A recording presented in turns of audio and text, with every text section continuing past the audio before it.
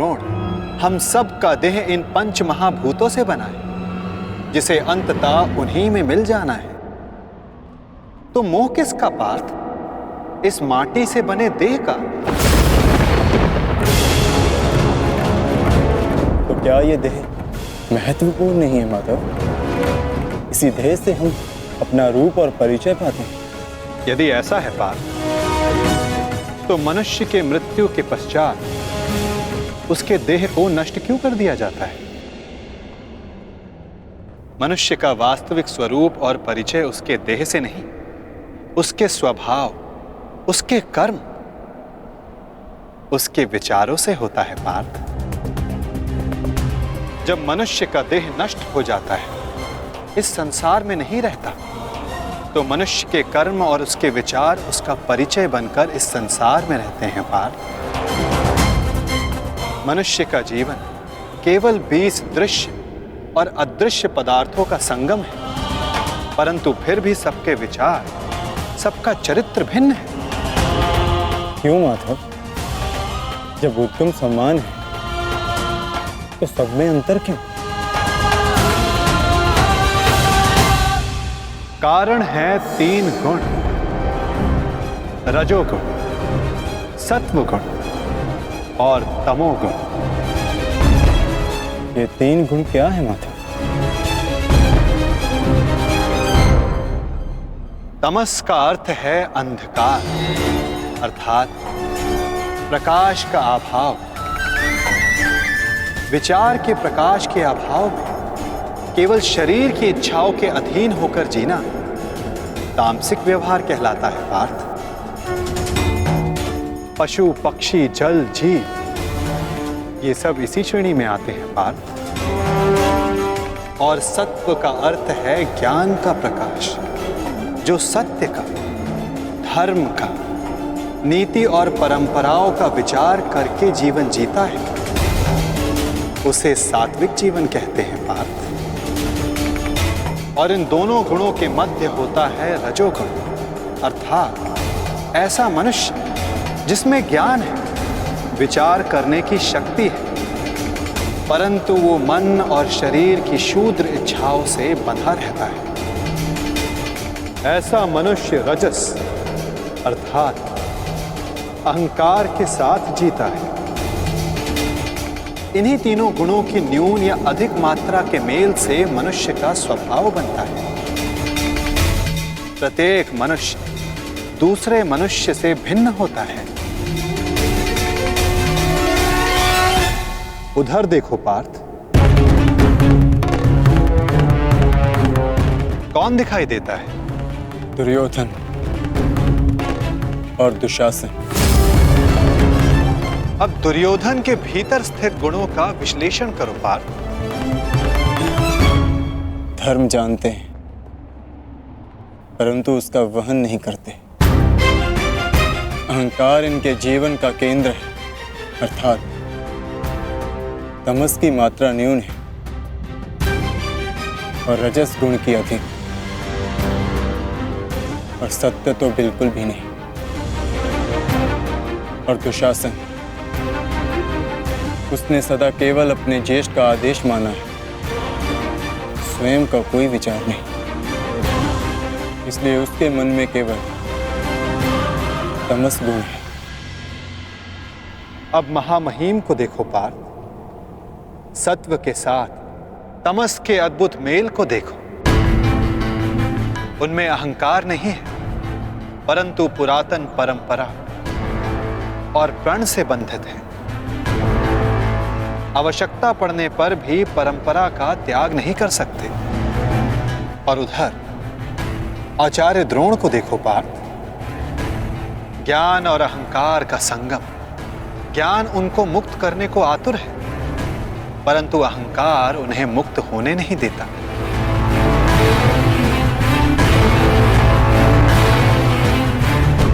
परंतु माता, यदि मनुष्य का स्वभाव इन गुणों के मेल से आकार पाता है, तब तो उसका व्यवहार जन्म से ही निश्चित होता है ना। सिंह का गुण है कि वो मृग का आखेट करेगा ही, भयभीत करेगा ही, उसी प्रकार मृग का भी गुण है कि उसे सिंह से भयभीत होना ही है। यदि किसी का अपराधी और अधर्मी होना निश्चित है तो फिर हम क्यों किसी के कर्मों की प्रशंसा करते हैं? क्यों हम किसी को अपराधी मानकर उसे दंड देते हैं? क्या आवश्यकता है किसी के नाश की? क्या आवश्यकता है किसी के प्रतिकार की? उत्तम प्रश्न है पार्थ, परंतु मनुष्य का कर्म जानने से पूर्व यह समझ लेना आवश्यक है कि मनुष्य वास्तव में है क्या। क्या मनुष्य केवल पंच महाभूतों का मेल है? नहीं, मनुष्य केवल पंच महाभूतों का, पंच पदार्थों का, पंच ज्ञान इंद्रियों, पंच कर्मेन इंद्रियों और 3 गुणों का मेल नहीं। इन 23 गुणों के अतिरिक्त भी एक शक्ति है जो मनुष्य को विचार करने की, धर्म और कर्म समझाने की, उसको भिन्न बनाने की शक्ति देती है, और वो शक्ति है चेतना। इन 24 तत्वों का मेल ही प्रकृति है पार्थ। जो मनुष्य योनि नामक यंत्र में वास करती है, पुरुष अर्थात परमात्मा का अंश। जब पुरुष और प्रकृति अर्थात आत्मा और परमात्मा का मेल होता है, तभी जाकर मनुष्य का देह जीवित रहता है। यदि मनुष्य परमात्मा का अंश है तो फिर ये आत्मा क्या है? इसे कैसे जाना जाए? तुम एक महारथी हो और इस रथ का उपयोग करते हो। उसी प्रकार आत्मा इस शरीर नामक रथ का, इस यंत्र का उपयोग करती है, परंतु आत्मा शरीर नहीं होती। एक रथ के टूट जाने पर जिस प्रकार रथी का नाश नहीं होता, उसी प्रकार शरीर के नष्ट हो जाने पर आत्मा का नाश नहीं होता। नयनम चिंदन्ति शस्त्राणि नयनम दहति पावक न चैनम क्लेद्यन्तापो न शोष्यति मारुता।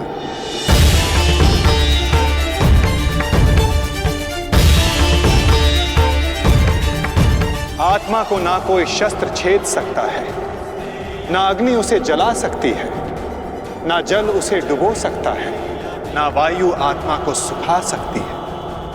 आत्मा अजर है, आत्मा अमर है, अमर है, अमर है, अमर है।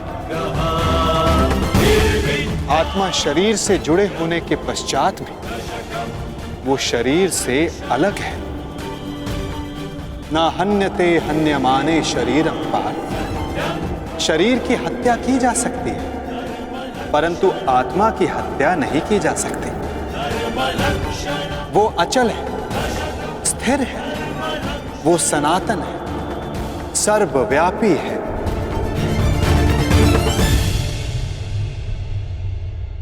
जिस प्रकार हम पुराने वस्त्रों को त्याग कर नया वस्त्र धारण करते हैं, ठीक उसी प्रकार हमारी आत्मा देह नष्ट हो जाने के पश्चात नया देह धारण कर लेती है।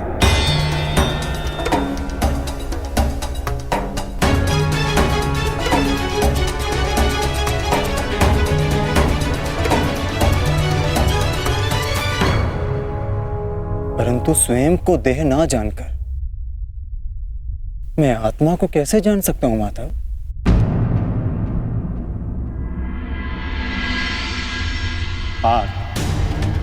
इसमें कुछ असंभव नहीं। एक दृष्टिहीन व्यक्ति संसार को अपनी मन की दृष्टि से देखता है। बोलने में असक्षम व्यक्ति प्रयास करके अपने संकेतों से संसार को समझाता है। जिनके हाथ पांव नहीं होते वो भी पुरुषार्थ करते हैं। तो आत्मा को जानना भी इतना कठिन कार्य नहीं है पार्थ।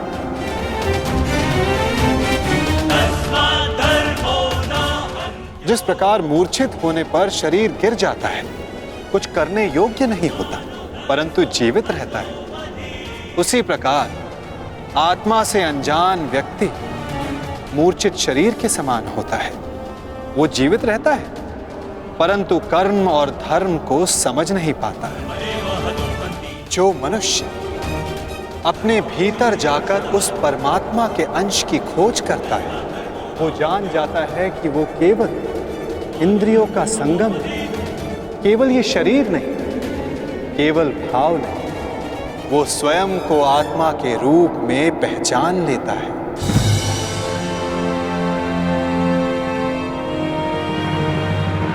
पर ब्रह्म विभाजित होकर पुरुष और प्रकृति बने पार्थ। फिर प्रकृति की प्रत्येक वस्तु में आत्मा का वास हुआ। प्रकृति यानी मनुष्य का शरीर जब वो मोह और अंधकार से घिर जाता है, तब वो अपनी चेतना को खो देता है। तब उस मोह निद्रा को तोड़कर अपनी चेतना को जगाना, स्वयं को परमात्मा का भाग जानना, यही आत्मा का कार्य है, यही उसका उद्देश्य है पार्थ। यदि हर आत्मा परमात्मा का अंश है, तो फिर ये प्रगति और अवगति, नाश और उत्थान, पाप और धर्म, ये सब परमात्मा स्वयं कर रहे हैं। नहीं पार्थ, ये मनुष्य की चेतना और आत्मा करती है। जिस प्रकार कीचड़ से घिरा रत्न अपनी चमक खो देता है, जिस प्रकार मेघों से घिरा सूर्य अपना प्रकाश खो देता है, वैसे ही प्रकृति के 24 तत्वों से घिरी आत्मा ये भूल जाती है कि वो परमात्मा का अंश है। उसे लगता है कि ये देह ही सब कुछ है, देह के अतिरिक्त भी उसका कोई अस्तित्व है, इसका उसे भान ही नहीं रहता।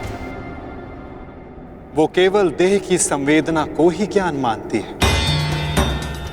हानि लाभ, सुख दुख, स्वाद गंध, स्पर्श श्रवण, बस इसे ही अपना अनुभव मान लेती है। वो पाप करती है जो आत्मा परिवर्तन का प्रयत्न ही करती, जो अधर्म करते रहती है। उसको जागरूक करने के लिए दंड देना अनिवार्य होता है पार्थ। उसके जागरण के लिए युद्ध अनिवार्य होता है।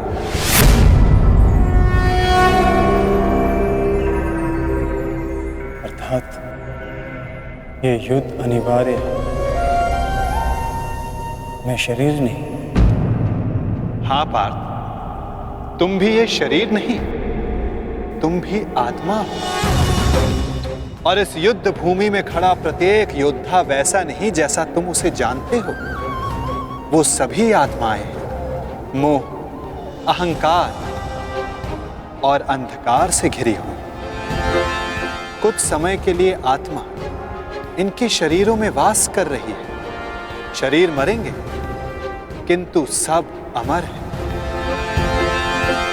अपनी अपनी देह को त्याग कर सब नया शरीर धारण करें, और बार बार तब तक ऐसा होता रहेगा जब तक आत्मा से मोह और अहंकार का आवरण नहीं हट जाता, जब तक वो स्वयं को पवित्र आत्मा, शुद्ध आत्मा के रूप में नहीं जान लेती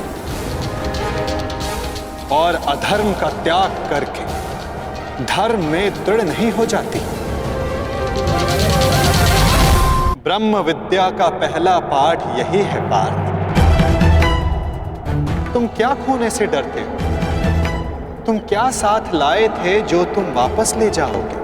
जिसने जन्म लिया है उसे एक ना एक दिन अवश्य मरना होगा, और जो मरेगा उसे फिर से जन्म लेना होगा। यही महाज्ञान सांख्य योग है पार्थ।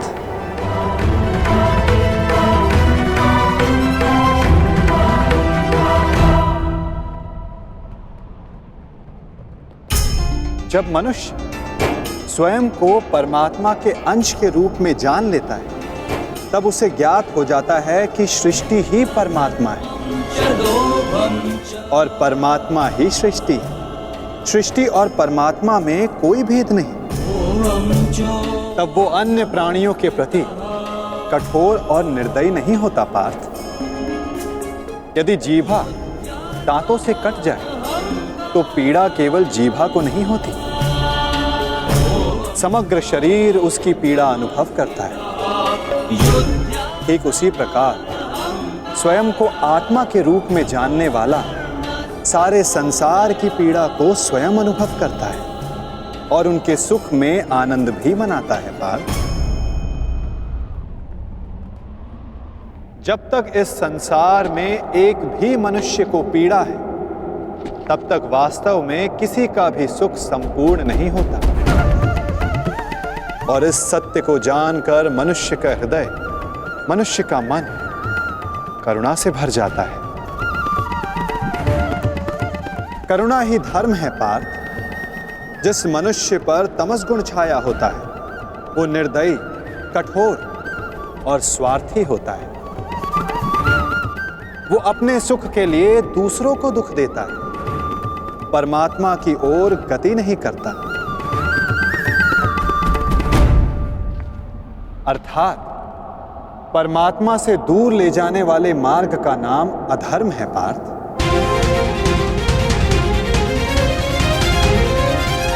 अर्थात अधर्म तो अज्ञान का दूसरा नाम है माधव।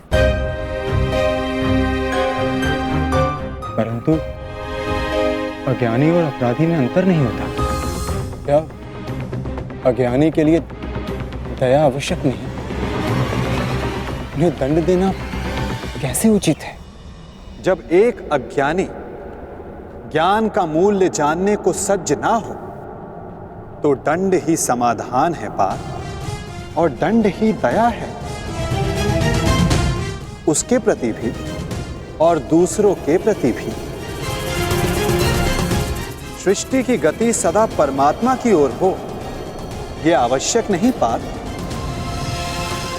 कभी कभी ऐसी स्थिति भी आती है जब अधर्म, मोह और अज्ञान बढ़ जाता है। धर्म के नाश का भय उत्पन्न हो जाता है। यदि संसार से धर्म लुप्त हो जाता है तो करुणा भी नष्ट हो जाती है, सत्य भी नष्ट हो जाता है। यदि भविष्य में आने वाली पीढ़ियों को धर्म प्राप्त हो सके, इसलिए आज अधर्मियों का वध करके धर्म की स्थापना करना आवश्यक है पार्थ। और आज तुम्हारे समक्ष ऐसी ही स्थिति है।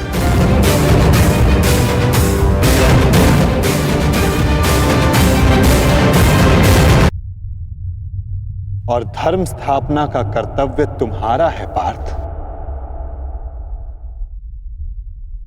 अपनी निर्बलता त्यागो पार्थ और युद्ध के लिए सज्ज हो जाओ।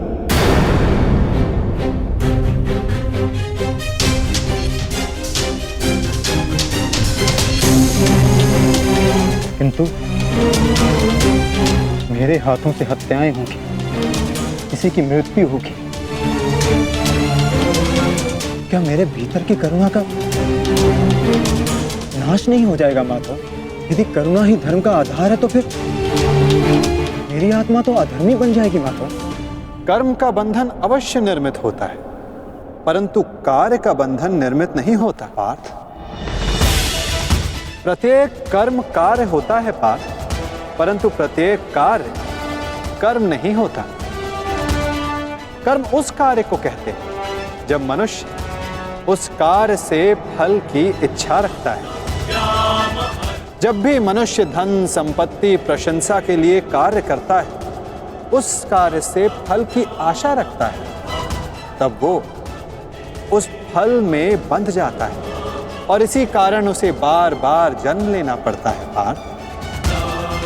वास्तव में मनुष्य को कोई कर्म नहीं बांधता पार्थ। उस कर्म से जुड़ी फल की आशाएं, फल की कामना मनुष्य को बांधती है। वो कैसे माधव?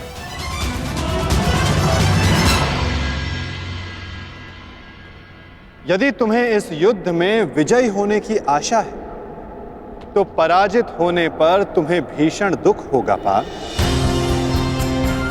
वो दुख तुमसे कुकर्म करवाएगा और उसके फल के लिए तुम्हें दूसरा जन्म लेना होगा। और यदि तुम्हें विजय प्राप्त हुई तो वो तुम्हारा अहंकार बढ़ाएगा और उस अहंकार से तुम्हें विश्व विजयी बनाएगा। हत्या त्याग करवाएगा उसका पाप तुम्हें बांधेगा पार्थ। तनिक विचार करो पार्थ, यदि इस युद्ध में तुम विजय होने का मोह त्याग दो, पराजित होने का भय त्याग दो, तो बताओ पार्थ, इस युद्ध के पश्चात तुम्हें दुख प्राप्त होगा या सुख?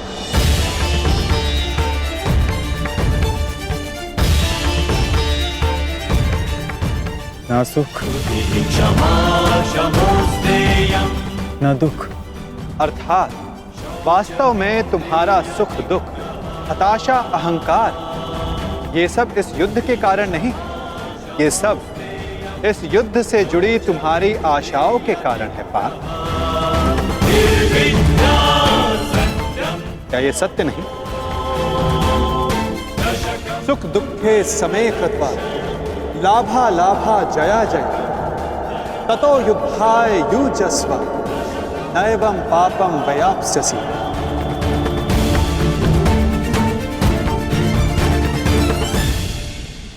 पार्थ, सुख और दुख को समान मानकर हानि और लाभ का विचार किए बिना यदि तुम ये युद्ध करोगे पार्थ, तो तुम पाप के भोगी नहीं बनोगे।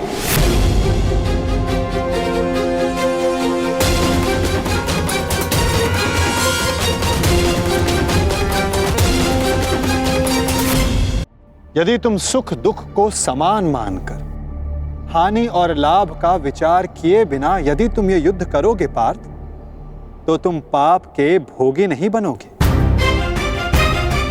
इसी को कर्मयोग कहते हैं। जो सांख्य योग का ज्ञान प्राप्त कर लेता है, जो ये जान लेता है कि आत्मा ही शरीर है, देह का अनुभव और भोग केवल मृत्यु तक सीमित है, अर्थात वास्तविक नहीं, माया है, उसके लिए कर्म योगी बनना सरल हो जाता है पार्थ। तो यदि कर्म से बंधन निर्मित होता है तो फिर संन्यास लेकर जगत का त्याग करना क्यों उचित नहीं? ये युद्ध इसी सोच का ही तो परिणाम है पार्थ। तनिक विचार करो, जब सत्व गुण से भरे अधर्म को जानने वाले लोग कर्म का त्याग करते हैं, तब अधर्म से भरे लोग संसार चलाने लगते हैं पार्थ। यदि महामहिम भीष्म ने संसार का त्याग ना किया होता तो आज संसार में अधर्म इतना नहीं बढ़ता पार्थ। यदि तुम्हारे पिता ने संन्यास ना लिया होता तो आज तुम्हारे भ्राता युधिष्ठिर सुख से राज कर रहे होते, प्रजा को सुख और धर्म का ज्ञान देते। सत्व गुण से संचित लोग ही संसार को लाभ दे पाते हैं, परंतु जब वही संन्यास का विचार करते हैं तो धर्म की हानि होती है। जिस प्रकार सूर्य के ताप से जल वाष्प बनकर उड़ जाता है और कीचड़ रह जाता है, उसी प्रकार सत्वगुणी और सज्जन लोग इस संसार का त्याग करते हैं, तो तमस गुण से भरे अधर्मी इस संसार पर राज करते हैं और इसी कारण संसार में पाप, अपराध और अधर्म बढ़ता है। किंतु कर्म योग इस विचित्र स्थिति से सारे संसार का रक्षण करता है। एक कर्म योगी फल की आशा का त्याग करता है, किंतु वो कर्मों का त्याग नहीं करता। वो इसी संसार में रहता है, किंतु एक सन्यासी की भांति वो कार्य सारे करता है, परंतु कर्म एक भी नहीं करता। एक कर्म योगी अपनी संतानों से, अपने बंधु बांधवों से, अपनी प्रजा से किसी भी प्रकार की कोई आशा, कोई अपेक्षा नहीं रखता पार्थ। स्वयं उसे सन्यास का लाभ प्राप्त होता है और सन्यासी की भांति वो संसार को लाभ देता है। किंतु माधव,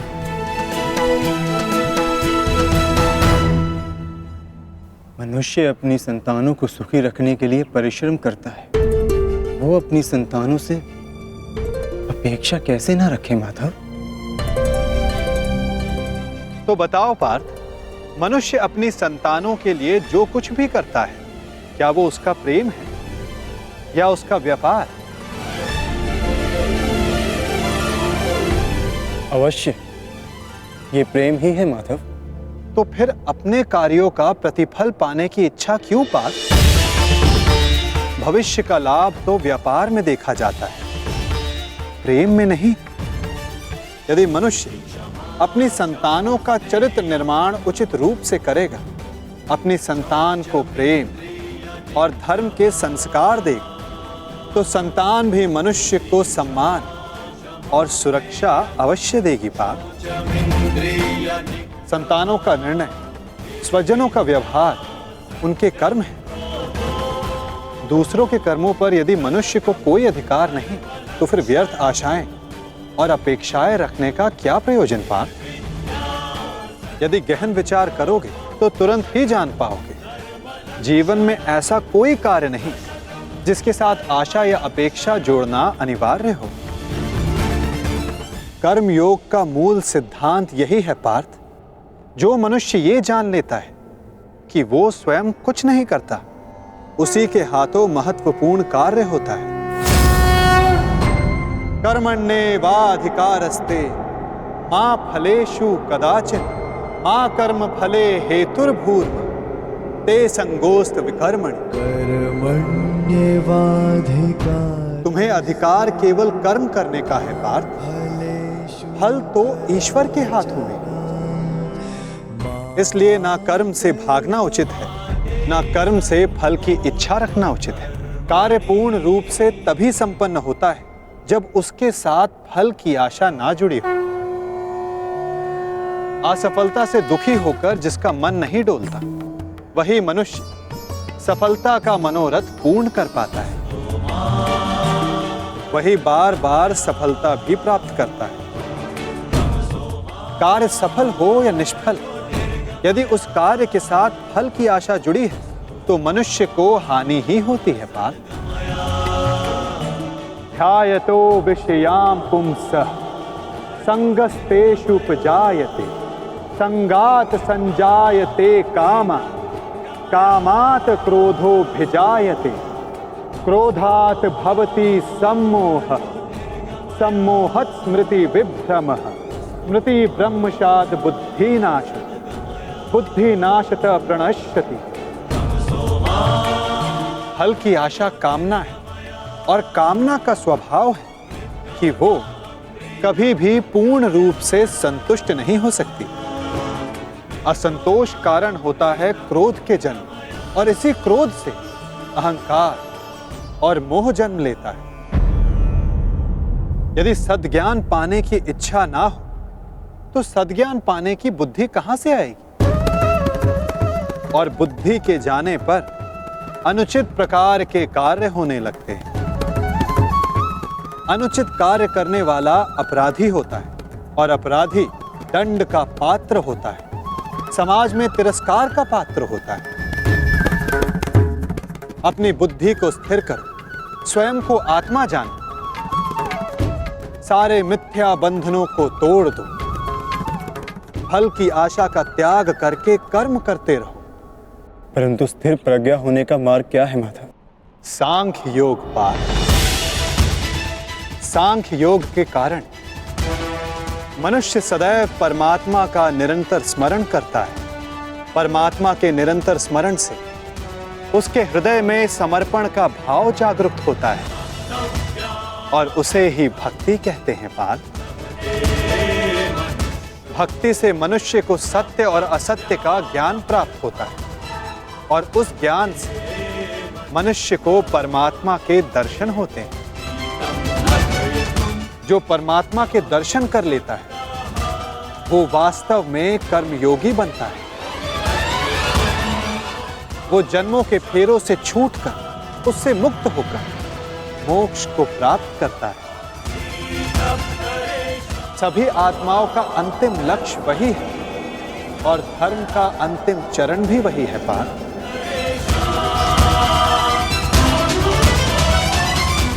पार्थ, परमात्मा के दर्शन करने हेतु दृष्टि पर बंधी मोह, क्रोध, अहंकार और पूर्वाग्रह की पट्टी उसको उतारना आवश्यक होता है पार्थ। यदि अंधेरे कक्ष में बैठा मनुष्य तुमसे यह पूछे कि मैं सूर्य के दर्शन कैसे करूं, तो उसे क्या कहोगे पार्थ? उससे कहोगे कि अपना कक्ष त्याग कर आकाश के नीचे आ जा, सूर्य तो सदा उपस्थित है। उसी प्रकार सारा संसार ही परमात्मा है। एक पर ब्रह्म का भाग होकर पुरुष और प्रकृति बने। प्रत्येक शरीर में परमात्मा का अंश होता है, और जो अपनी आत्मा के दर्शन कर लेता है उसे स्वयं परमात्मा के भी दर्शन हो जाते हैं पार्थ। जिस प्रकार नमक के एक कण का स्वाद सारे सागर के स्वाद से भिन्न नहीं होता, उसी प्रकार आत्मा का दर्शन परमात्मा के दर्शन से भिन्न नहीं होता पार्थ। क्या आप ही परमात्मा है माधव?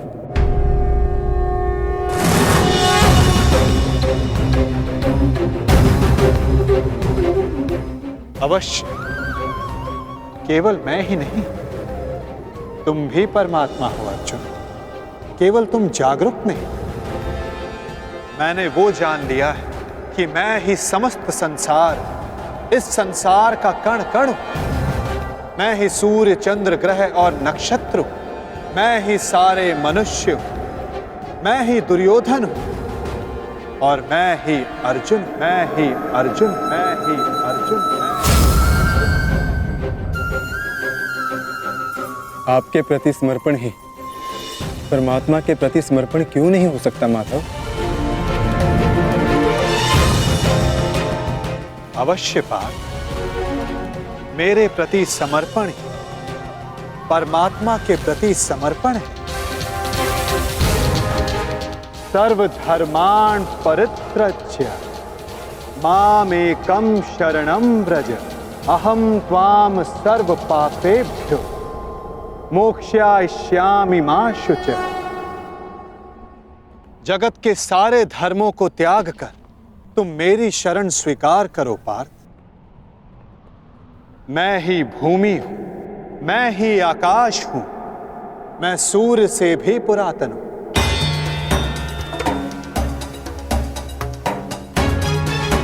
मैं किसी वृक्ष पर खिली कली से भी नया हूं। मैं ही स्वर्ग और नरक को धारण करने वाली शक्ति हूं पार्थ। किंतु वो कैसे संभव है माधव? आपका जन्म बहुतों ने अपने जीवन काल में देखा है। आपकी माता जीवित है, जिनके गर्भ में आपका शरीर बना।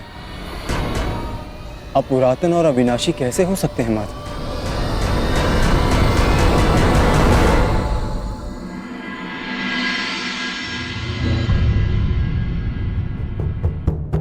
तुम शरीर को देख रहे हो पार्थ, और मैं आत्मा की बात कर रहा हूं। मेरे अनेक जन्म हुए, मैंने अनेक अवतार धारण किए, मेरे अनेक शरीर बने और मिट्टी में मिल गए। आगे भी मैं अनेक बार जन्म लूंगा पार्थ।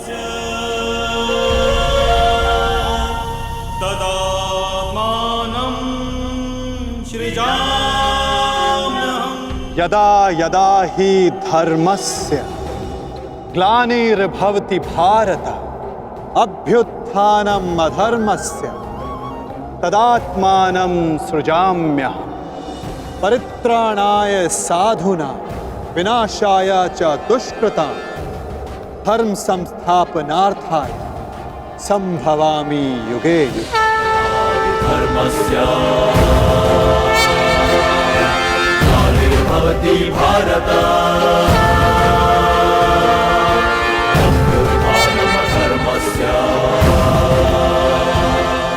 जब जब संसार में अधर्म बढ़ता है पार्थ, जब साधुओं को मुक्त कराने का समय आता है, जब अधर्मियों का नाश निकट होता है, तब धर्म की स्थापना करने मैं स्वयं जन्म लेता हूं।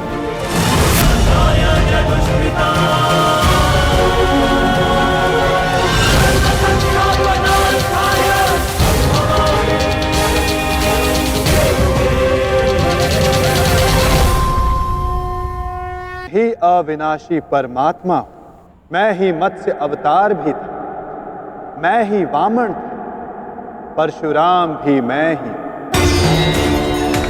मैं रामचंद्र भी था, ब्रह्मा विष्णु महेश मैं, विद्या लक्ष्मी और काली मैं ना पुरुष ना स्त्री ना नपुंसक, मैं ना शरीर हूं ना शरीर का अंग, मैं ही ज्ञान, मैं ही चैतन्य, मैं ही सृष्टि और मैं ही परब्रह्म।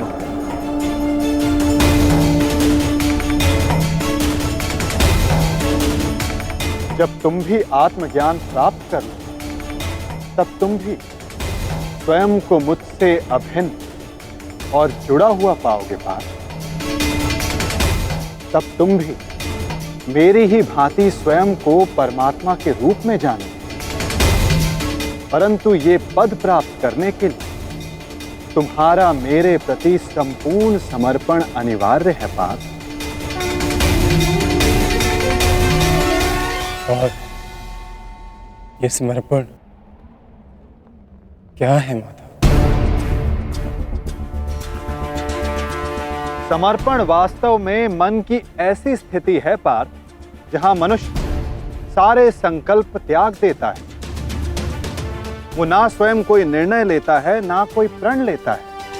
उसको जैसा आदेश मिलता है वो वैसा ही कार्य करता है।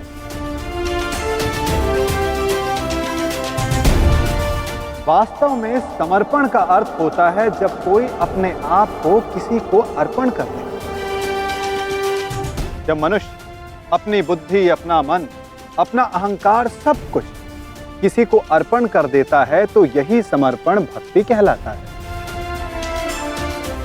और मनुष्य इसी समर्पित भक्ति से ईश्वर को प्राप्त करता है पार्थ।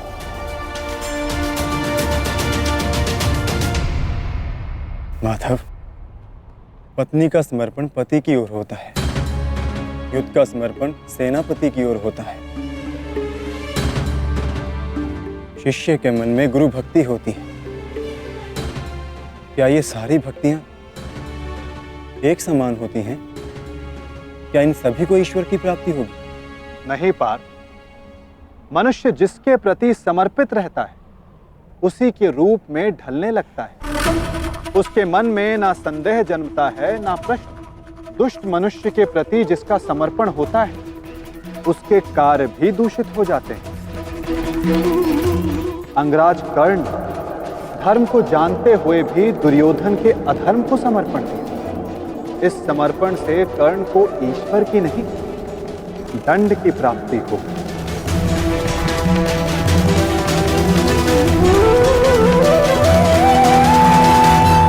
अंगराज को इस युद्ध में जो दंड मिलेगा वो जन्म का नहीं, जाति का नहीं, अपितु एक दुष्ट के प्रति समर्पण करने का दंड मिलेगा पार्थ। इसलिए समर्पण भी उत्तम भाव के प्रति होना आवश्यक है। जैसा भाव वैसी भावना और वैसे ही भक्ति पार्थ।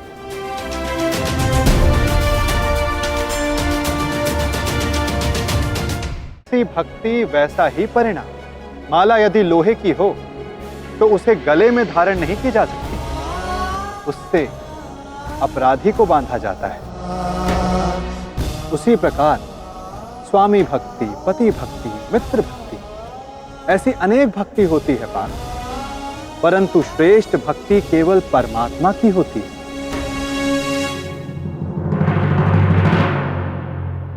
किंतु परमात्मा की भक्ति का सांख्य तथा कर्म योग से क्या संबंध है माता?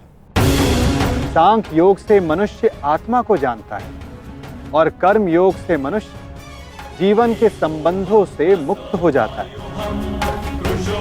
भक्ति के कारण मनुष्य परमात्मा के वास्तविक रूप का ज्ञान पाता है और परमात्मा के ज्ञान से मनुष्य जीवन मरण के फेरों से मुक्त होकर सच्चिदानंद स्वरूप को प्राप्त करता है। जैसे जल की एक छोटी सी बूंद सागर में समाकर स्वयं सागर बन जाती, उसी प्रकार मनुष्य परमात्मा में समाकर परमात्मा बन जाता है। अर्थात इस शरीर का कोई महत्व नहीं माधव। शरीर का महत्व अवश्य है पार्थ, क्योंकि यही माध्यम है कर्म करने का। जिस प्रकार एक योद्धा के लिए शस्त्र आवश्यक, ठीक उसी प्रकार एक जीव को अपना लक्ष्य प्राप्त करने के लिए शरीर आवश्यक है। इस शरीर के माध्यम से परमात्मा का साक्षात्कार संभव है।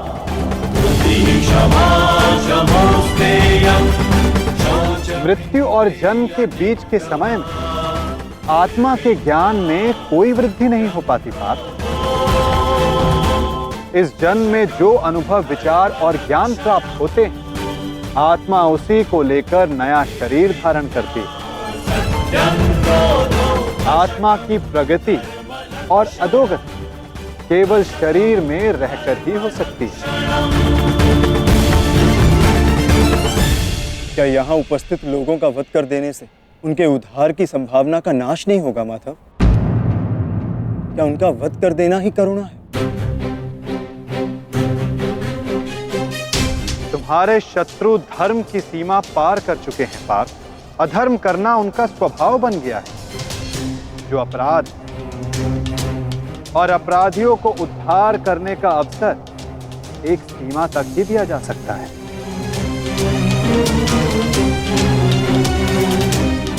मैंने शिशुपाल के 99 अपराधों को क्षमा किया, परंतु 100 अपराध के पश्चात उसे दंड देना अनिवार्य था। यदि एक अपराधी को अपराध करने दिया जाए तो उसका अधिक से अधिक पतन ही होता है। उसे अधर्म से रोकने में ही करुणा है पार्थ। और ये आत्माएं मरेंगी नहीं, अधर्म से दूषित हुए शरीर का त्याग करेंगे। उस शरीर में प्रगति की संभावना अधिक होती है पार्थ। इस दृष्टि से तुम्हारा इन सब का वध करना उचित है।